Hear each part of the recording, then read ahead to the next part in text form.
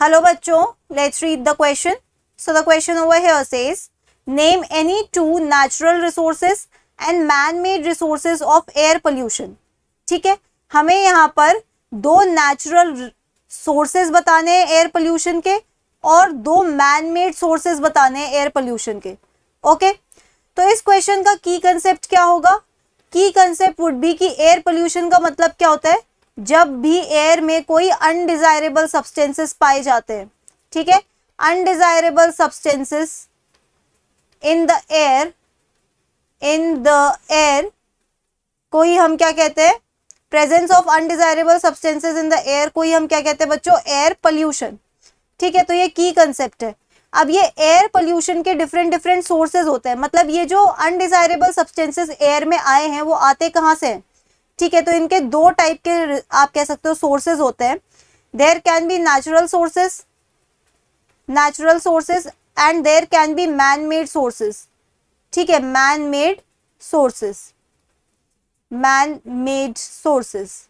अब अगर हम नेचुरल सोर्सेज की बात करें तो यहाँ हम एग्जाम्पल के फॉर्म में क्या ले सकते हैं? एग्जाम्पल के फॉर्म पे हम यहाँ ले सकते हैं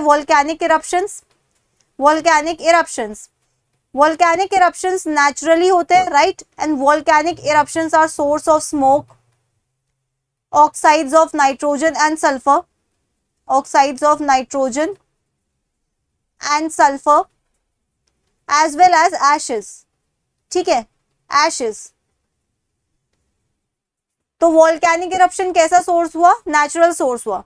एक और नेचुरल सोर्स हम यहाँ पे मेंशन कर सकते हैं, like you can say decomposition in marshy areas, decomposition of vegetation in marshy areas.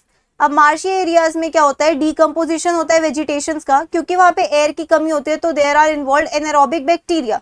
What they do is in marshy areas these bacteria decompose vegetation and release certain gas. इस gas को हम क्या बोलते हैं? इस गैस को हम कहते हैं मीथेन गैस या मार्श गैस. ठीक है, एंड मीथेन कैसी गैस है? एक ग्रीन हाउस गैस है. इसका अमाउंट अगर एटमॉस्फेयर में बढ़ता जाएगा तो it will lead to increase in average temperature of earth. ठीक है, तो ये क्या है? एक नेचुरल सोर्स है पोल्यूशन का. ओके, नेचुरल सोर्स है. डीकम्पोजिशन हम करवा नहीं रहे, नेचर में हो रहा है डीकम्पोजिशन. ओके, हम चाहे तो यहाँ पर एक और एक्स्ट्रा एग्जाम्पल ऐड कर सकते हैं, जैसे कि फॉरेस्ट फायर्स. अब यहाँ पे जो फॉरेस्ट फायर्स है जो नेचुरली अकर करती है, they are source of smoke. Smoke में क्या होता है? Particulate matters. ठीक है, विच आर एयर पोल्यूटेंट्स. अब यहाँ पे हमें मैन मेड सोर्सेज बताने हैं. मैन मेड सोर्सेज में सबसे मेजर सोर्स कौन सा होता है? बर्निंग ऑफ फॉसिल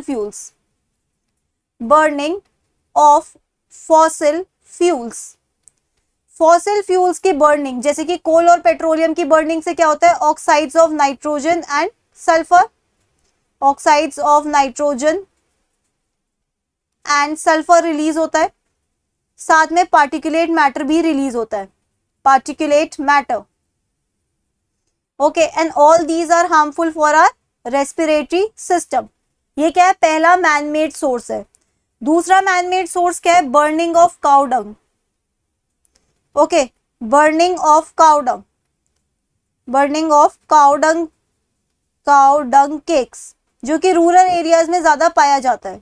ठीक है, तो इसकी वजह से क्या रिलीज होती है? इसकी वजह से रिलीज होती है मीथेन गैस, जो कि हमने अभी पढ़ा is a green house gas. It increases the average temperature of earth. Okay, man made sources और भी है, जैसे फैक्ट्रीज वगैरह में भी ultimately burning of fossil fuel will become the major source of air pollution. Okay, यहाँ पे हम ऑल्सो एक एक्स्ट्रा एग्जाम्पल के फॉर्म में हम चाहे तो ऐड कर सकते हैं excessive usage of what? Excessive usage of, we can write over here excessive usage. Man made source में ही हम लिख सकते हैं, मैन मेड सोर्स में एक्सेसिव यूज ऑफ फर्टिलाइजर्स.